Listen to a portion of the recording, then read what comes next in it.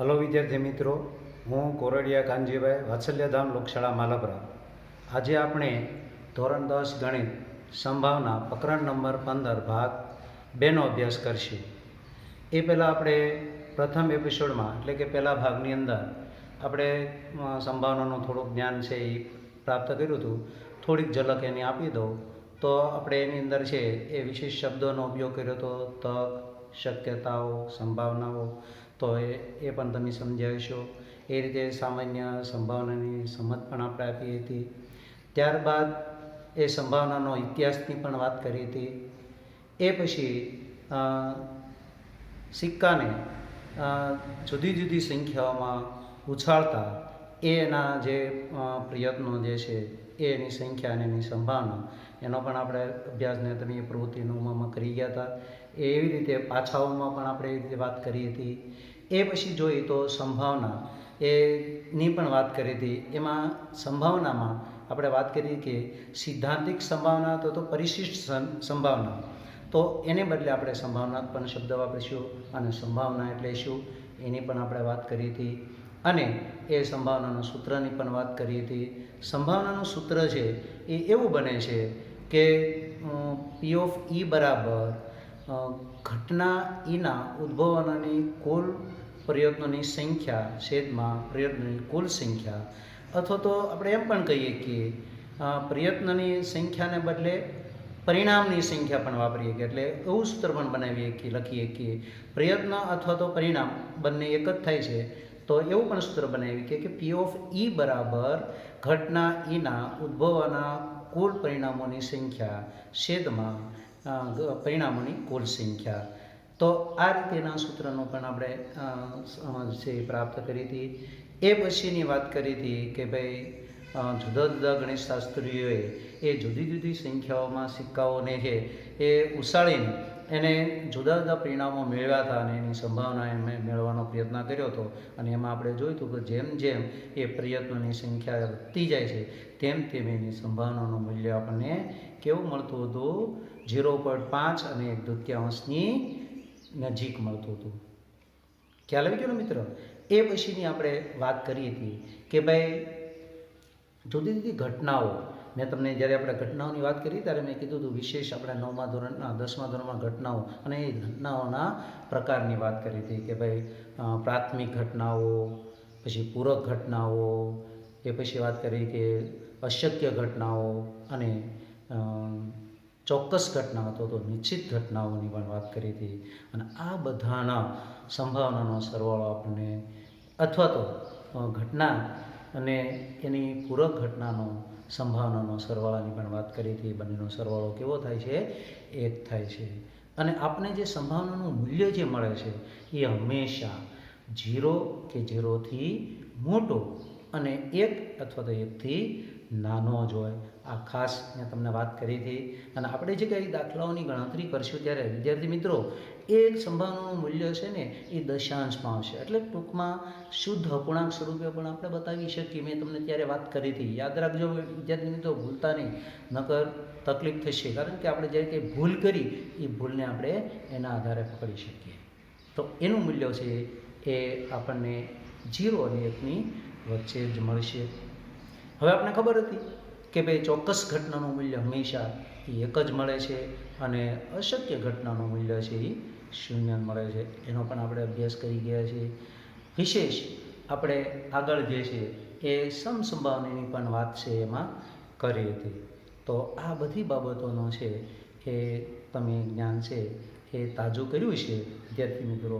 હવે આપણે એનાથી આગળ જઈએ અને મેં તમને કીધી હતી વાત ત્યારે એનાથી આપણે એક સિક્કાને, ધારો કે આ સિક્કો છે એને એક વખત ઉછાળવામાં આવે ત્યારે એના કુલ પરિણામો કેટલા મળે, અથવા તો આ 2 સિક્કાને એકસાથે ઉછાળવામાં આવે અને એનો પરિણામો કેટલા મળે એની મારે તમને વાત કરવી.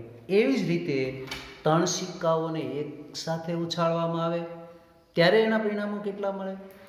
એવી જ રીતે 4, 5 લઈ અને તમે સિક્કાઓને ઉછાળો, એક વખત ઉછાળવામાં આવે તો એના કુલ પરિણામો કેટલા મળે એની મારે વાત તમને કરવી છે. એવું બની શકે કે બે સિક્કાની વાત કરીએ, બે સિક્કાને એક સાથે ઉછાળો અથવા તો વારાફરતી એકને ઉછાળો પછી બીજાને ઉછાળો, તો એ બંને બાબતો છે એ સમાન જ છે. તો આપણે અહીં વાત કરીએ કે ભાઈ એક સિક્કાને એક વખત ઉછાળવામાં આવે તો એના કુલ પરિણામો કેટલા થાય, તો કે બે જ થશે. ક્યાં બે? તો કાં તો એક સપ્પા નકર કાંટા. આ બેથી ત્રીજો કોઈ આવશે ન આવે. તો એના કુલ પરિણામોની સંખ્યા કેટલી થઈ વિદ્યાર્થી મિત્રો? બે થશે. મેં જો અહીં તમને કીધું છે કે એક સિક્કાને એક વખત ઉછાળતા મળતા ઘટનાના કુલ પરિણામ કેટલા થશે? હમણાં જ વાત કરી છે, છપ્પા અને કાંટા, એટલે કે બે જ આવશે, એ સિવાય એકે નહીં આવે. તો એના કુલ પરિણામોની સંખ્યા આપણને કેટલી મળી? બે મળી. એવી જ રીતે એક સાથે બે સિક્કાને ઉછાળું છું અને જે એના આપણને પરિણામ જે મળે છે એની વાત કરી તો બે સિક્કાને એક વખત ઉછાળતા મળતા ઘટનાના કુલ પરિણામો કેટલા થશે? વિચારો તો કે ભાઈ બે સિક્કાને એક સાથે ઉછાળ્યો તો બંને વચ્ચે મને શું મળે છે? છપ્પા મળે. એવું બને કે એક વખત છાપા મળે, બીજી વખત કાંટા મળે. એવું બને કે બંને વખત કાંટાય મળે. પ્રથમ વખત કાંટા મળે તો બીજી વખત આપણને છાપા પણ મળે છે. તો આ રીતે કેટલી એ સિવાયની કોઈ ઘટના ઘટે? તો આપણે જોઈએ, મેં લખ્યું છે કે બંને વખત છે છાપા મળ્યા, એ રીતે છાપા અને કાંટા, કાંટા અને છાપા, અને બંને વખત કાંટા. એ રીતે તમે જુઓ તો 1, 2, 3 અને 4 એ સિવાયની કોઈ ઘટના બનશે? તો કે ન બને. વિચારજો, જોજો, બને તો કહેજો. તો એ રીતે એને આપણે બે સિક્કાને એક સાથે ઉછાળવામાં આવે છે ત્યારે એને મળતા કુલ પરિણામોની સંખ્યા કેટલી થશે? 4 થશે. એવી જ રીતે વિદ્યાર્થી મિત્રો, હું એક સાથે આ 3 સિક્કાઓને ઉછાળું છું અથવા તો વારાફરતી 1, 2 અને 3 એ વારાફરતી એને ઉછાળવામાં આવે તો એમાં મળતા કુલ પરિણામો કેટલા થાય?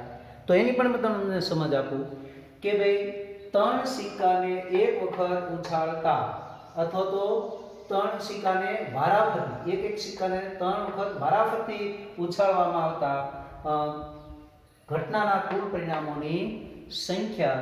તો આપણે જોઈએ, પહેલી વખતે પહેલા સિક્કામાં છાપા, બીજામાંય છાપા અને ત્રીજામાંય છાપા. આ એક બન્યો ઘટના. બીજું એવું પણ બની શકે, છાપા અને કાંટા, છાપા કાંટા છાપા, છાપા કાંટા કાંટા, કાંટા છાપા છાપા, કાંટા કાંટા છાપા અને કાંટા છાપા કાંટા, કાંટા કાંટા અને કાંટા. આવી રીતે આપણને કેટલી ઘટનાઓ મળી? તો કે 1, 2, 3, 4, 5, 6, 7 ને 8. એ સિવાયની કોઈ ઘટના ઘટે? જો વિચારજો વિદ્યાર્થી. તો એ સિવાયની આપણને કોઈ પણ એવી ઘટના નહીં મળે. તો કુલ એની પરિણામોની સંખ્યા કેટલી થાય? 8 થશે. કેટલી થશે મિત્રો? 8. તો એવી જ રીતે આપણે આગળ એને 4 વખત 5 વખત ઉછાળીને પણ એના પરિણામો મેળવી શકીએ છીએ, કુલ પરિણામો આપણે મેળવી શકીએ. પણ વિદ્યાર્થી મિત્રો, આપણા 10મા ધોરણના પાઠ્યપુસ્તકમાં આપણે આ 3 સિક્કાઓ સુધીના તે દાખલાઓ પૂછેલા છે. તો વિશેષ તમે હવે એને વધારે પ્રયત્નો માટે જો કરવામાં આવે, વધારે સિક્કાઓ લેવામાં આવે અને એની સંખ્યા મળતી હોય તો એની પણ તમને એક વાત કરી દઉં કે વિદ્યાર્થી મિત્રો, એની માટેનું એક સૂત્ર છે, બરાબર? કે એવું સૂત્ર છે કે 2 ની n ઘાતાંક. એટલે કે આમાં 2 ની n ઘાતાંક એટલે n એટલે શું? તો n એટલે આ સિક્કાની સંખ્યા. ધારો કે પહેલી વખતે આપણે કેટલા લીધો છે? એક સિક્કો લીધો છે, તો n બરાબર કેટલા લખશું? 1. તો 2 ની 1 ઘાતાંક એટલે કેટલા જવાબ મળે? 2 મળે ને? તો 2, તો આપણે 2 જ મેળવ્યું છે. એવી જ રીતે બે સિક્કાને એક સાથે ઉછાળવામાં આવે છે ત્યારે તો એની સંખ્યા કેટલી થાય? 2. તો 2 ની 2 ઘાતાંક એટલે કેટલો જવાબ આવે? 4. તો આપણે કેટલા મળ્યા અહીંયા 4. એવી રીતે એ 3 સિક્કાઓને એકસાથે ઉછાળવામાં આવે તો એની સંખ્યા છે કેટલી થશે 3 અને 2 ની 3 ઘાતાંક એટલે કેટલા થાય 8. તો 8 થાય. એવી જ રીતે તમે હવે સમજી શકો કે 4 સિક્કા લો, 5 લો, 6 લો, ગમે એટલા લો અને આ સૂત્રની મદદથી એના કુલ પરિણામોની સંખ્યા તમે પ્રાપ્ત કરી શકો વિદ્યાર્થી મિત્રો. હવે આપણે બીજી પણ વાત કરવાની છે કે પાછાની વાત કરવાની છે કે પાછાને આપણે ઉછાળવામાં આવે. આ એક પાછાને હું ઉછાળું તો એના કુલ પરિણામો કેટલા? તો ગયા વખતે આપણે વાત કરી હતી કે આની ઉપર જે આપણે એવા 6 અંક છે અંકિત કરેલા છે 1, 2, 3, 4, 5 અને 6. તો એની કુલ ઘટકોની સંખ્યા કેટલી થાય 6. તો આપણે અહીંયા સમજીએ કે એક પાછાને એક વખત ઉછાળતા મળતા ઘટનાના કુલ પરિણામ કેટલા મળ્યા આપણને 6. ક્યાં ક્યાં 6 આવે? એક આવે, 2, 3, 4, 5 અને 6. કુલ પરિણામો એના કેટલા આપણને મળે 6 મળે. એવી જ રીતે બે પાસાને આપણે પહેલી વખતે તો એક લીધો હતો. હવે કેટલા લેવાના છે? બે પાછાને એક સાથે ઉછાળવામાં આવે તો એક સાથે બે પાછાઓને આપણે ઉછાળીએ અથવા તો વારાફરતી ઉછાળીએ તો એનાથી મળતા કુલ પરિણામો કેટલા મળે? તો વિદ્યાર્થી મિત્રો આપણે એને સમજીએ કે ધારો કે પહેલા પાસાને ઉપર અંક છે 1 આવ્યો, બીજામાં 1 આવ્યો એટલે કેવું થયું 1 ઘટક બન્યું. એવી રીતે શું બનીએ કે એક પહેલા વાળામાં 1 આવે, બીજામાં 2 આવે, 1 2 બન્યું. એવી રીતે 1 3, 1 4, 1 5, 1 6. એવી જ રીતે 2 2 2 2 3, 2 4, 2 5, 2 6, 3 1, 3 2, 3 3, 3 4, 3 5, 3 6. એવી જ રીતે 4 1, 4 2, 4 3, 4 4, 4 5, 4 6, 5 1, 5 2, 5 3, 5 4, 5 5 ને 5 6. એવી રીતે 6 1, 6 2, 6 3, 6 4 અને 6 5 ને 6 6. તો એ રીતે તમે જુઓ તો આ ઘટકો કુલ કેટલા થયા? કુલ કેટલા પરિણામો મળે? આપણે અહીં જો ગણીએ 1 2 3 4 5 ને 6. તો આવી રીતે આમ કેટલા છે? આડી હરોળમાં 6 6 આવ્યા અને સ્તંભની ઊભા સ્તંભમાં કેટલા છે જોઈએ 1 2 3 4 5 ને 6. તો ઊભા સ્તંભની અંદર પણ કેટલા થયા 6. આડી હરોળમાં કેટલા થયા 6 અને 6 ગુણ્યા 6 એટલે કેટલા થશે વિદ્યાર્થી મિત્રો 36. તો કુલ પરિણામોની સંખ્યામાં આપણે કેટલી મળશે 36 મળશે. એવી જ રીતે તમે 3 પાછાઓ લો અને 3 પાછાઓને ઉછાળો છો ત્યારે એના પરિણામો કેટલા મળે? એવા રીતે 4 5. તો એની માટેનું પણ મિત્રો એક એવું સૂત્ર છે કે આપણને આપણી પાઠ્યપુસ્તકના પ્રમાણે જોઈએ તો એક પાસાને અને બે પાસા સુધીનો તે આપણે અભ્યાસક્રમમાં આવશે એવા વધારે દાખલાઓ નથી. પણ આપણે વધારે સંખ્યાઓ કીધી હોય તો એનું એક માટે આના માટે પણ એક પરિણામ છે, સૂત્ર છે અને એ સૂત્ર છે એવું છે કે 6 ની n ઘાતાંક. અને આમાં તમને ખ્યાલ આવી ગયો n એટલે પાછાઓની સંખ્યા. તો ધારો કે આપણે પહેલાની અંદર જોયું તો એક પાસા, તો પાછો એક છે તો એક પાસાની વાત કરીએ તો એમાં n ની જગ્યાએ કેટલા લઈશું? 1 લઈશું અને 6 ની 1 ઘાતાંક એટલે કેટલા થાય વિદ્યાર્થી મિત્રો? એટલે કે 6 થશે. એ જ રીતે તમે ખ્યાલ આવી શકે કે બે પાસા લો છો અને બે પાસાઓ લો તો n ની જગ્યાએ કેટલા લખાય છે?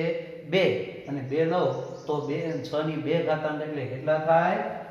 36. એવી જ રીતે વિદ્યાર્થી મિત્રો 3 લઈએ તો, એવી રીતે 4 લઈએ તો, એવી રીતે 5 લઈએ તો તમે મેળવી શકશો. બીજું વિદ્યાર્થી મિત્રો આની માટે મેં તમને એક વાત કરી છે કે ભાઈ અમુક પ્રશ્નો મેં મૂક્યા છે એ તમારે તમારી રીતે એને સોલ્વ કરવાના છે, પણ હું એની સમજ તમને આપું છું, તમારે એને મેળવવાના છે અથવા હું મેળવી દઉં છું. અંકોનો સરવાળો યુગ્મ, અંકોનો સરવાળો અયુગ્મ, અંકોનો સરવાળો વિભાજ્ય, અંકોનો સરવાળો અવિભાજ્ય, અંકોનો ગુણાકાર યુગ્મ અને અંકોનો ગુણાકાર અયુગ્મ. તો આમાં જો વિશેષ શબ્દો આવ્યા છે વિદ્યાર્થી મિત્રો, એ બધા શબ્દોની પણ આપણે આગળ સમજ હોવી જોઈએ, તો જ આપણે એનો જવાબ સી આપી શકીએ.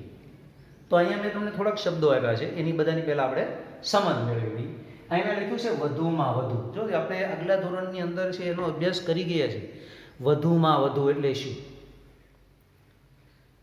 તો તમને એની સમજ આપો તો વધુમાં વધુ એટલે શું. તો હું એમ કહું કે મારી પાસે વધુમાં વધુ એક પેન છે, તો એનો અર્થ શું થાય છે? વધુમાં વધુ એક પેન છે એટલે કે મારી પાસે એક જ પેન છે, એકથી વધારે પેન નથી. એકથી ઓછી હોય પણ એકથી વધારે નહીં, એવો જેનો અર્થ થાય છે એને આપણે વધુમાં વધુ કહીએ છીએ. બીજો શબ્દ છે આપણે આગળ અહીંયા ઓછામાં ઓછું. તો કે ઓછામાં ઓછું એટલે શું, તો કે એમાં કહીએ કોઈના ઉદાહરણ રૂપે કે મારી પાસે ઓછામાં ઓછા 100 રૂપિયા છે. તો એનો અર્થ શું થાય? ઓછામાં ઓછા 100 રૂપિયા, તો કે એનો અર્થ એવો થાય છે કે મારી પાસે 100 થી ઓછા નથી, 100 થી વધારે ગમે એટલા રૂપિયા છે, પણ 100 થી ઓછા તો રૂપિયા છે જ નહીં. તો આવું જ્યારે કહેવામાં આવે છે ત્યારે આપણે એને ઓછામાં ઓછો શબ્દ વાપરીએ છીએ. અને ત્રીજો શબ્દ છે એ એકને માત્ર એક જ.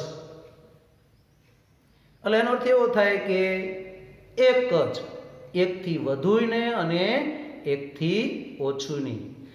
મારે એકને માત્ર એક જ પુત્ર છે. તો એનો અર્થ એવો થયો કે એકથી વધારે નહીં અને એકથી ઓછું હોય નહીં. એટલે આવું નિશ્ચિત થતું હોય ત્યારે આપણે આવા ચોક્કસતાનું મૂલ્ય આપતા હોય ત્યારે આવો શબ્દ વાપરીએ છીએ કે એકથી ઓછું નહીં ને એકથી વધુ પણ નહીં. અને એને આપણે બીજા શબ્દમાં કહીએ તો અનન્ય શબ્દ પણ વાપરીએ છીએ. અનન્ય એટલે શું? એકને માત્ર એક જ. બીજા એવા આપણે છે અયુગ્મ સંખ્યા અને યુગ્મ સંખ્યા અને અયુગ્મ સંખ્યા. તો વિદ્યાર્થી મિત્રો એને તમે જાણો જ છો કે ભાઈ અયુગ્મ સંખ્યા એટલે એકી સંખ્યાઓને આપણે અયુગ્મ સંખ્યાઓ કહીએ છીએ, અને એ રીતે બેકી સંખ્યાઓને કેવી સંખ્યાઓ કહીએ છીએ? યુગ્મ સંખ્યાઓ કહીએ. એ તો વિદ્યાર્થી મિત્રો તમે જાણો જ છો. એ પછીનો જે વાત કરવાની છે વિભાજ્ય સંખ્યા. તો વિભાજ્ય સંખ્યા કોને કહેવાય? તો એની વાત કરું તમને કે એક અને પોતાના સિવાય કોઈ પણ સંખ્યા વડે એને ભાગ કરી શકાય અથવા તો એને નિશેષ ભાગી શકાય, તો એવી સંખ્યાને આપણે વિભાજ્ય સંખ્યા કહીએ છીએ. આ આપણે ખ્યાલ હોવો જોઈએ. પોતે અને એક એ સિવાયની કોઈ પણ સંખ્યા, એ સંખ્યાને આપણે ભાગીએ અને જો શેષ શૂન્ય મળે તો એ સંખ્યાને આપણે કેવી સંખ્યા કહીએ? વિભાજ્ય સંખ્યા કહીશું. અને અવિભાજ્ય સંખ્યા એટલે શું? તો કે જે વિભાજ્ય સંખ્યા નથી એવી બધી સંખ્યાઓને આપણે કેવી કહીશું? અવિભાજ્ય સંખ્યા. તો વિદ્યાર્થી મિત્રો આપણે 1 થી 100 સુધીની આવી વિભાજ્ય અને અવિભાજ્ય સંખ્યાનું વિભાજન કરશું અને આપણે ખ્યાલ મેળવીશું કે 1 થી 100 સંખ્યામાં કેટલી અવિભાજ્ય સંખ્યાઓ આવે છે અને કેટલી વિભાજ્ય સંખ્યાઓ આવે છે. તો આપણો પ્રયત્ન છે આપણે કરશું અને એની સમજ મેળવીશું. ચલો મિત્રો, આપણે આમાં 2 બાબતોની વાત કરી હતી અને એ બંને બાબતોમાં આપણે કેવા પ્રકારના દાખલાઓ પૂછી શકે એની હું તમને થોડીક સમજ આપું. ધારો કે પહેલાં આપણે સિક્કાઓની વાત કરી અને આમાં એક સિક્કોને ઉછાળો તો એની 2 જ બાબતો છે. તો તેમ કે ભાઈ એની છાપ, એક સિક્કાને ઉછાળતા એમાં કાટ આવવાની સંભાવના અથવા તો છપ્પા આવવાની સંભાવના શોધો. તો આપણે એને સરળતાથી 2 એક એક આવવાની તે શક્યતાઓ રહેલી છે. એટલે બંનેનું મૂલ્ય છે કેવું મળે છે? 1/2 એટલે કે 0.5 મળે. આવો હવે બીજો તમને આમાં કીધું છે કે 2 સિક્કાઓને, તો 2 સિક્કાઓને એક સાથે ઉછાળવામાં આવે છે ત્યારે એના કુલ પરિણામો તો આપણે મળી ગયા વિદ્યાર્થી મિત્રો 4. તો હવે એમાં કેવા પ્રકારના દાખલાઓ પૂછી શકે? તો આપણે એવું કહીએ કે ઓછામાં ઓછા 2 છાપા આવે. એટલે ઓછામાં ઓછા એટલે એનાથી ઓછું નહીં, એનાથી વધારે. 2 થી ઓછું નહીં, 2 થી વધારે. એવી રીતે તમને એમ પૂછીએ કે ઓછામાં ઓછા 1 કાંટા આવે. તો 1 થી ઓછું નહીં, 1 થી વધારે ગમે એટલું. એટલે 1 તો કેટલા આવશે? 1, 2 ને 3 એનાથી વધારે, ઓછું નહીં, એટલે 0 ન થવું જોઈએ, 1 આવવું જોઈએ. એવી જ રીતે તમને કાંટામાં પણ પૂછી શકે. તો એવા દાખલાઓ ઓછામાં ઓછો, વધારેમાં વધારે, એકને માત્ર એક, એવા શબ્દ આની અંદર.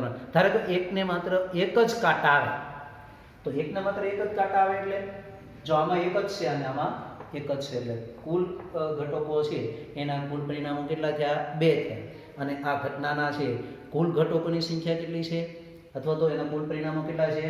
તો કે તમે આ સિક્કાને છે 2 4 થયા, અને એટલે 2/4, એટલે આપણને જવાબ છે 1/2 છે એ મળે છે. તો આવી રીતે આપણે દાખલાઓ વિદ્યાર્થી મિત્રો પૂછીએ કે આવી સમજ મેળવો. બહુ જ સરળ છે, અઘરું છે જ નથી. મેં અગાઉ પણ તમને વાત કરી હતી. એવી જ રીતે તમને જો 3 સિક્કાઓને એક વખત ઉછાળવામાં આવે અને એમાં એમ પૂછે કે એમાં ઓછામાં ઓછા 3 છાપ મળે, છપ્પા છે કેટલા મળે? 3 મળે. તો ઓછામાં ઓછું એનાથી ઓછું નહીં, એનાથી વધારે ખરું, એનાથી ઓછું નહીં તો કેટલા આવશે? 1.